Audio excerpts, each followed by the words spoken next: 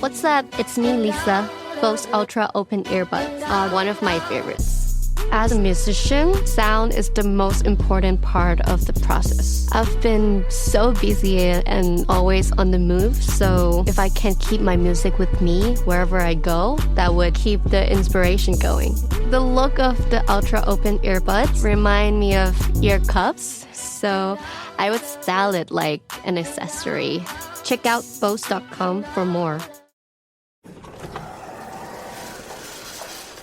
Hi, and welcome to IKEA. How can I help? Oh, my schedule is crazy. I just want some me time. Maybe it's time to embrace the joy of staying in. With comfortable beds, pillow and decor, mood lighting, and so much more, you can turn your bedroom into the place to be. Oh, sounds like a dream. We've got you. Visit us in-store or at ikea-usa.com/sleep to create your dream bedroom today. The Tudors Dynasty Podcast. I am welcoming back Matt Lewis to talk about The Princes in the Tower. Matt, welcome back. Thank you very much. This is very dangerous to get me here on my all-time favorite topic.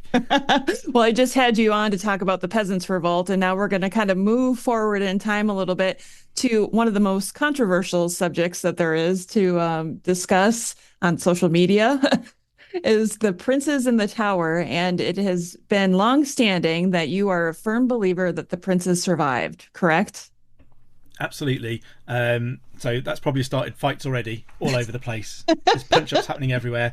I can feel the social media alerts building up. So I wrote a book called The Survival of the Princes in the Tower, which was an effort to examine all of the theories that they weren't murdered in 1483.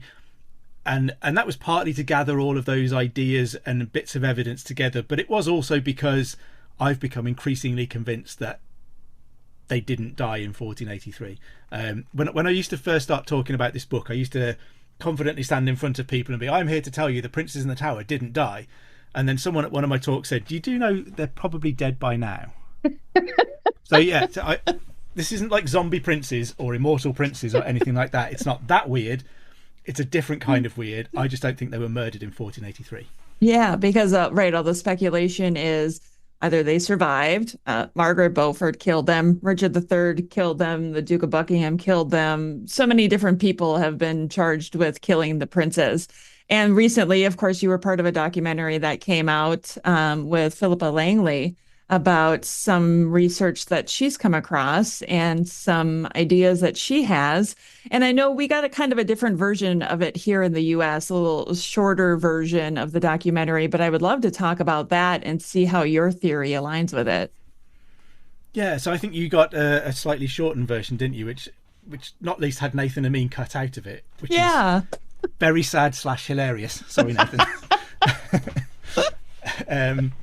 But yeah, there is a version around where, Nathan offers a counterpoint to those positions too. Yeah. And so the belief that I have put forward for a while now is that I think the 1487 uprising against Henry VII that we call the Lambert Simnel affair, which history tells us is this boy from Oxford who's taken over to Ireland and trained to impersonate the Earl of Warwick, who is a prisoner in the Tower of London. So it's all a little bit of a joke. You can make a bit of a nonsense of it.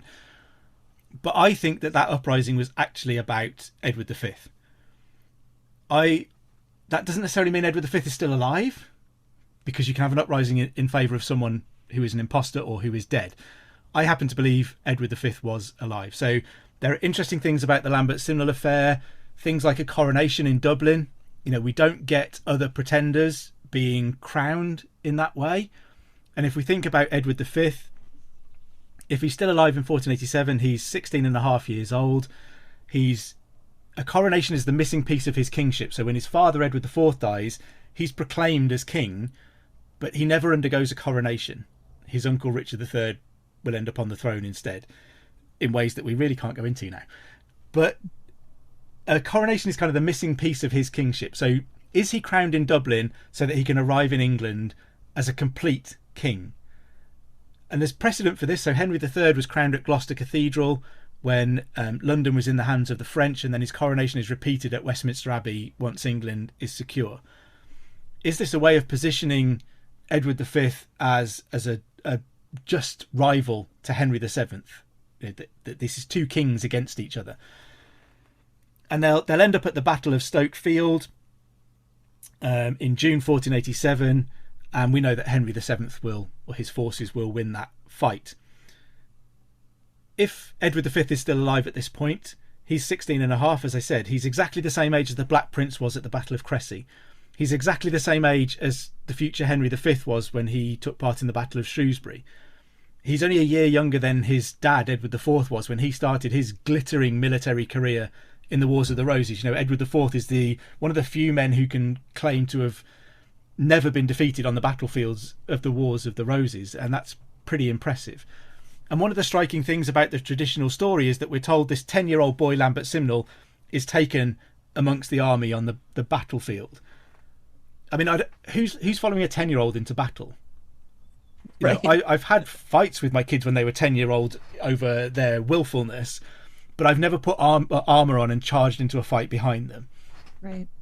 Even if he's impersonating a 12-year-old, the Earl of Warwick, you still think you're following a 12-year-old into battle.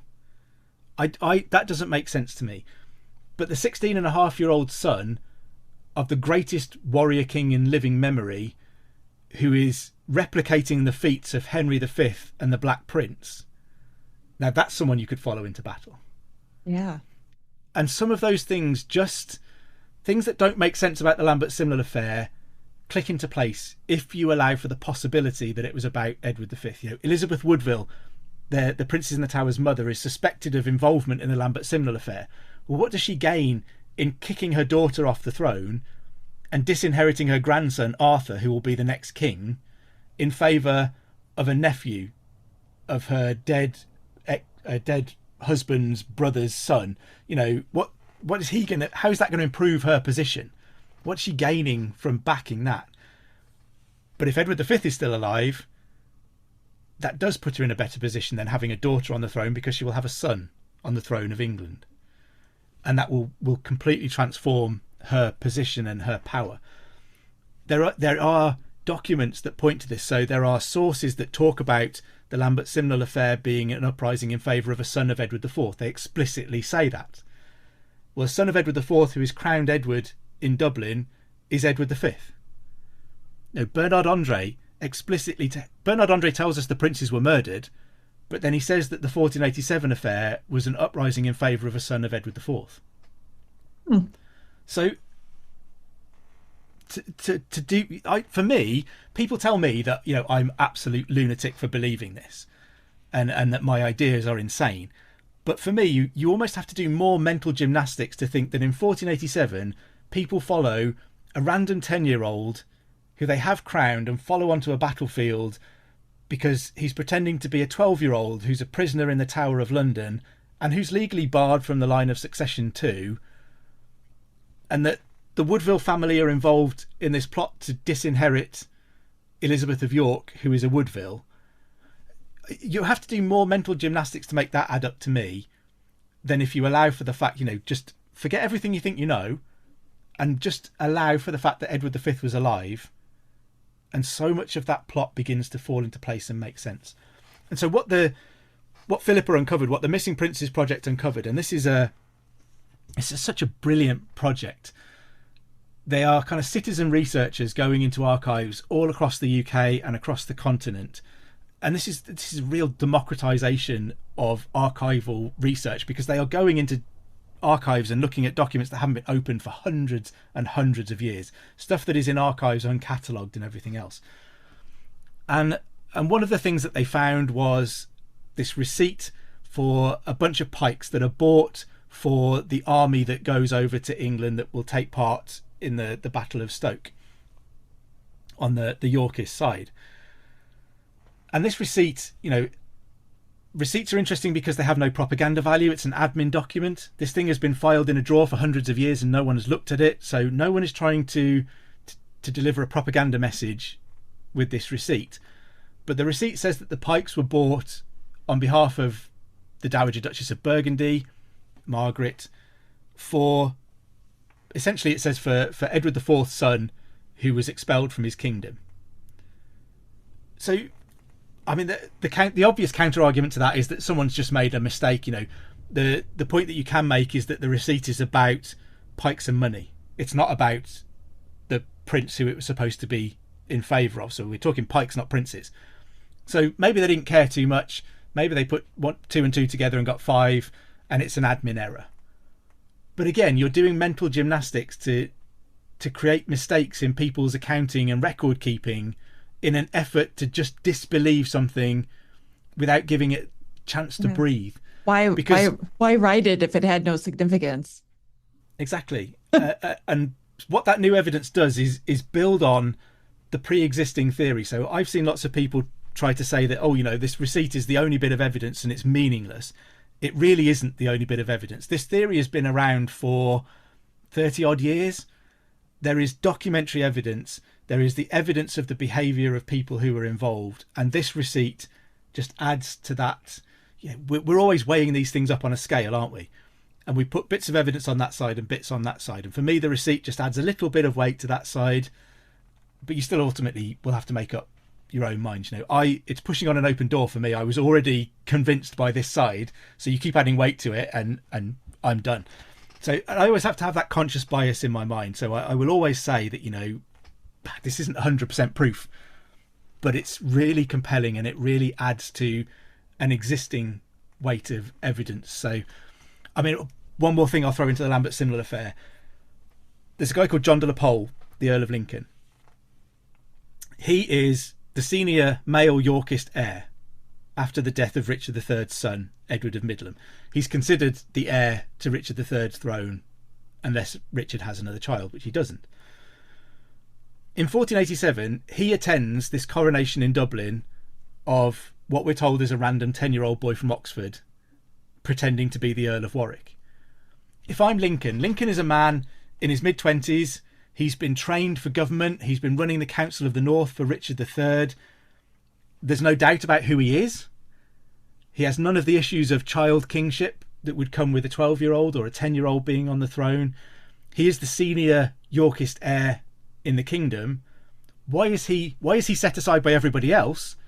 And why does he willingly accept that to the point where he goes and sits and watches somebody else be crowned as the next Yorkist king of England? Well, in 1487, there are only 2 people with a potential better Yorkist claim to the throne of England than John de la Pole, and those are Edward V and his brother Richard, Duke of York, if they're still alive. So for me, John de la Pole sitting there happily watching that coronation strongly suggests that that's Edward V in front of him. Because why else would he do it? And why else would everybody want to follow a 10-year-old when you've got a perfectly good adult male heir there? Right, legitimate. They know. This guy, he is who he says he is. Because Henry VII immediately puts out, this is an uprising in favour of Warwick, which is pathetic, isn't it? Because here's Warwick in prison in the Tower of London. It can't be him. And that's how he makes a bit of a joke of it. And for me, Henry is very smartly using the thing that really, really annoys historians of the Wars of the Roses, that everyone is called Edward or Richard. There's no other names around. So they've got an Edward in Ireland that they're raising rebellion in favour of. Well, I can take the sting out of this in England and stop people thinking, actually, I might quite like Edward V to be king, by making a joke of it and saying that the Edward they're championing is Edward, Earl of Warwick, who is a prisoner over there, and who hasn't really got any kind of natural following. His father was executed a decade earlier, and he's been raised without any kind of real following of his own, and he's still only a 12-year-old boy. So it kind of takes all of the sting out of it for Henry. And the interesting, if all of that is true, I will always say lots of ifs. It's interesting that establishes a pattern for a rebellion in which someone is coming along pretending to be one of the princes in the tower. What you do is you say they're a commoner, give them a bit of a funny name that's slightly memorable but slightly odd as well, and you pass it all off as a bit of a joke. I'm not threatened by this because it's just some random commoner. It works in 1487, and what happens in the 1490s when another pretender comes along? Yeah. Henry does exactly the same thing again. Meaningless stuff. Why do we gift so much meaningless stuff? Tired of generic gifts and hollow trends? Shutterfly allows you to create meaningful photo gifts for your family and friends. Whether it's a cozy fleece blanket for grandma, a stunning canvas print for mom, or a mug to make Dad smile. Enjoy 40% off with code MAKE40 at Shutterfly.com and make something meaningful this year. See site for more details. At New Balance, we believe if you run, you're a runner. However you choose to do it. Because when you're not worried about doing things the right way, you're free to discover your way.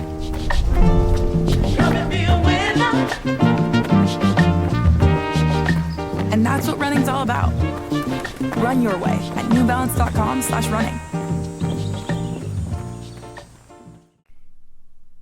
Yeah, I find that so interesting too, that with both of those cases, he allowed them to live immediately following their captures, right? So why, if this is where it all gets just so like, I don't know. Okay, so if Lambert Simnel was just Lambert Simnel, okay, no big deal. That makes sense why Henry would hire him to be a kitchen aide or whatever it is he did with him.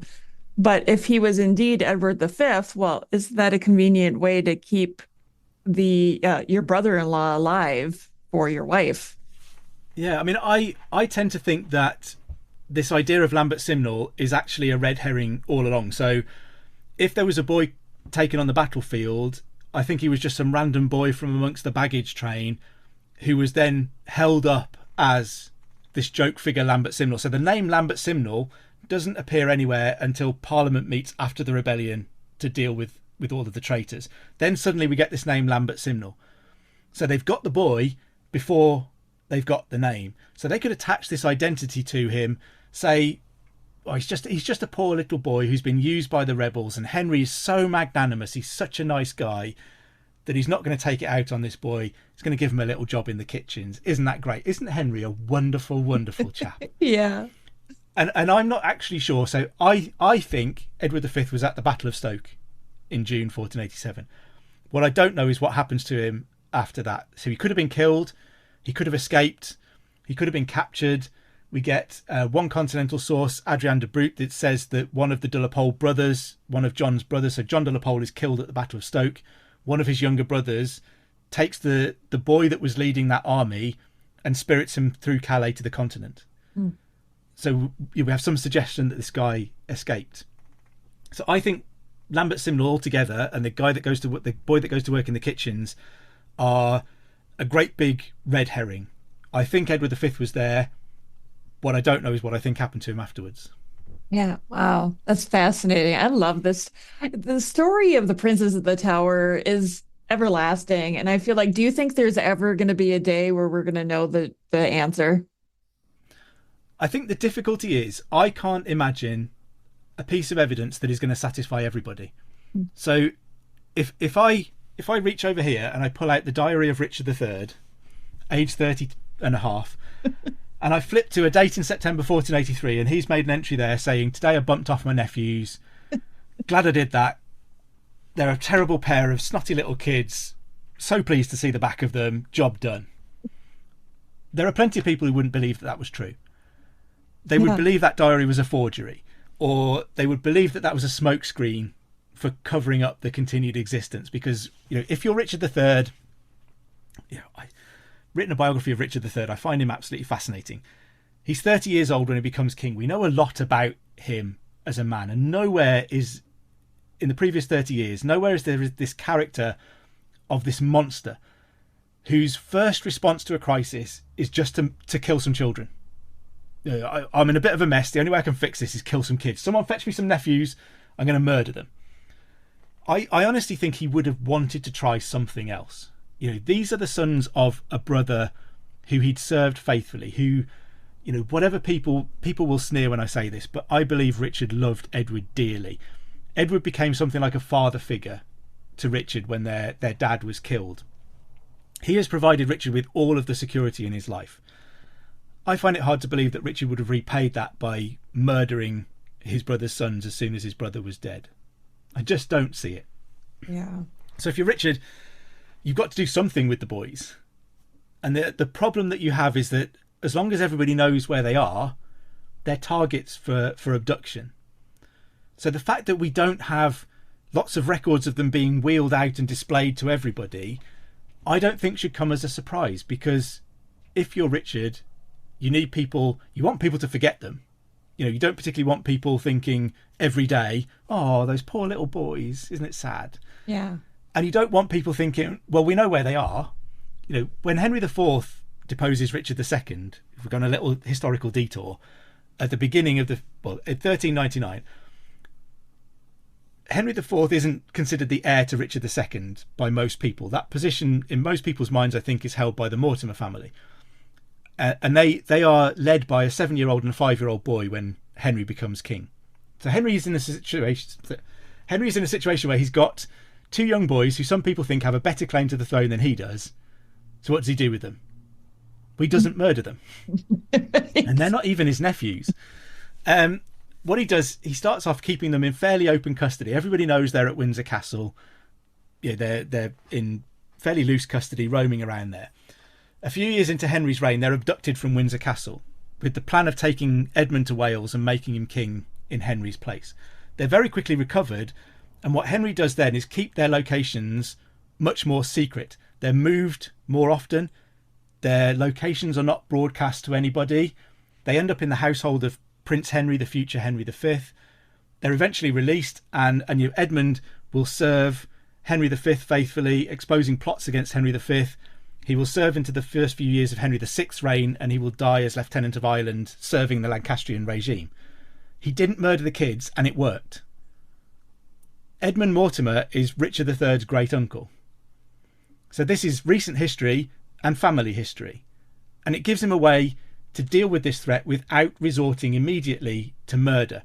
Yes, it might not work. If Edward V and Richard Duke of York survive, they might come back as grown men to challenge for what they think is their birthright.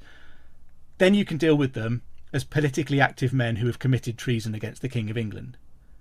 Then you can justifiably execute them. And yes, you might have to face a threatening rebellion to do that. But imagine the damage to your soul of murdering 2 young innocent children on the off chance that they might one day be a bit of a fly in the ointment for you.